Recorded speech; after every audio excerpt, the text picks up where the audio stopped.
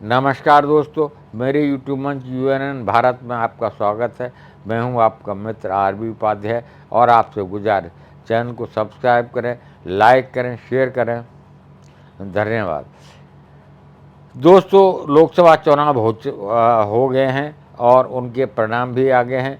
BJP को जो आना भारत की जनता ने दिखाया है वो गौर करने लायक है। उसका विश्लेषण बीजेपी नहीं कर पा रही है। जो अयोध्या जहाँ राम मंदिर है बना है उसके बलबूते चुनाव लड़ना चाहती थी बीजेपी, फिर अयोध्या ही हार गए। ये सबसे बड़ी शर्मनाक हार कहेंगे बीजेपी की। एक बार योगी आदित्यनाथ भी विधानसभा का चुनाव अयोध्या से लड़ना चाहते थे। जब बहुत सारी बातें हुई, उन्होंने एक मीटिंग बुलाई। उसमें जो महंत हैं उन्होंने कहा कि अयोध्या हार जाएंगे। सबने बड़ी आलोचना की थी, परंतु और आपको बता दूं कि नगर निगम चुनाव में बीजेपी हार गई थी। कोई सोच सकता है, उसकी पटकथा लिखी जा चुकी थी, परंतु दल बदल तोड़ फोड़ करके बहुमत बना लिया और सरकार संभाल ली। नगर निगम में हार जाना बहुत मायने रखता है। उसी का परिणाम है कि अब लोकसभा चुनाव में हारे। ये दावा करते थे हम राम को लाएंगे। अरे तुम राम को लाने वाले कौन होते हो? मनुष्य को भगवान लाया है, भगवान राम लाए हैं और उन्होंने सृष्टि रचिता है, पूरी सृष्टि को रचा है। आप लाएंगे? आपकी क्या औकात है? भगवान राम को आप लेके आए। आपने जो वहाँ गुजराती द्वारा सारे गुजरात के लोगों को ठेके दिए गए, सारे काम गुजरात के लोगों ने किए, वो भी अयोध्या में बहुत बड़ा हार का कारण बना।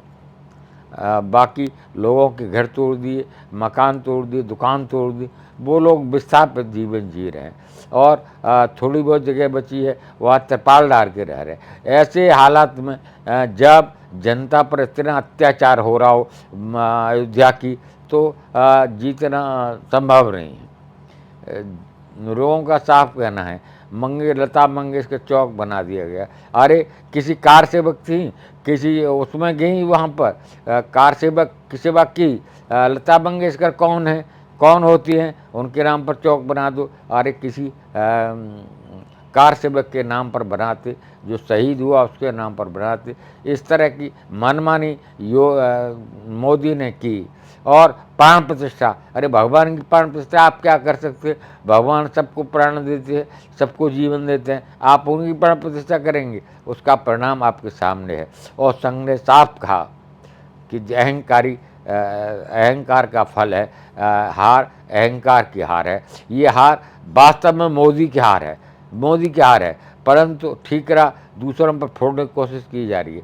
चेहरा मोदी थी, टिकट मोदी ने बांटे, तब फिर हार के लिए कौन जिम्मेदार है? जिम्मेदारी नहीं लेना चाहते, जबकि जिम्मेदारी सीधे प्रधानमंत्री की बनती है। आप किस तरह देखते हैं? कमेंट्स करिए। अयोध्या में जिस तरह से फ्लाईओवर और रोड बनाए गए, उसके लिए जगह कम थी तो मकान तोड़ दिए, दुकान तोड़ दिए। ऐसे हालात में और वहाँ एक और हुआ, गुजरातियों ने क्रूज ला के खड़ा कर दिया। क्रूज, जो नाविक मल्लाह लोग थे, निषाद लोग थे, उन्होंने कहा क्रूज की जब चलता है तो आसपास की नाव पलट जाती हैं। क्रूज ले आए अयोध्या में। क्रूज चलाने का प्लान था, वो सब अयोध्या की जनता ने नकार दिया और इनको नकार दिया। इनको इनकी औकात बता दी। अयोध्या अवध के राम अलग हैं, वो भगवान राम में आस्था रखते हैं। वो नहीं चाहते उनके भगवान को नाम पर वोट लिए जाए या ध्रुवीकरण किया जाए। इसे अयोध्या ने नकार दिया है। आप इसको किस तरह देखते हैं? हिंदुत्व की राजनीति को नकार दिया। अयोध्या वो जगह है जहाँ मुस्लिम आराम से रह सकते हैं। मुस्लिम महिलाएं बुर्का पहन के बेखौफ निकलती हैं। भाईचारा, आपसी भाईचारा अयोध्या की एक मिसाल है, अवध की मिसाल है। अब आप उसको आग लगाना चाहते हैं, वो अयोध्या के लोगों ने नकार दिया और बता दिया जो ऐसी कोशिश करेगा, जो भगवान को राम को लाने की कोशिश करेगा, वो इस तरह से जीत नहीं सकता। और इस हार का विश्लेषण जारी है। इस हार का विश्लेषण बीजेपी कर रही है कि हम अयोध्या कैसे हार गए। अयोध्या हिंदुत्व की प्रयोगशाला है, देश विदेश में अयोध्या का नाम है, वो बीजेपी के राम मंदिर के नाम वजह से। तो उस ओछी राजनीति को, गंदी राजनीति को नकारा है अयोध्या ने। एक मिसाल पेश की है वहाँ के लोगों ने, औकात बताई है बीजेपी को बीजेपी की। आप क्या राय रखते हैं? कमेंट्स करिए। आपके कमेंट्स हमारा मार्गदर्शन करते हैं। पुनः आपसे गुजारिश, चैनल को लाइक करें, सब्सक्राइब करें, शेयर करें, जिससे निष्पक्ष पत्रकारिता जिंदी रह सके। धन्यवाद।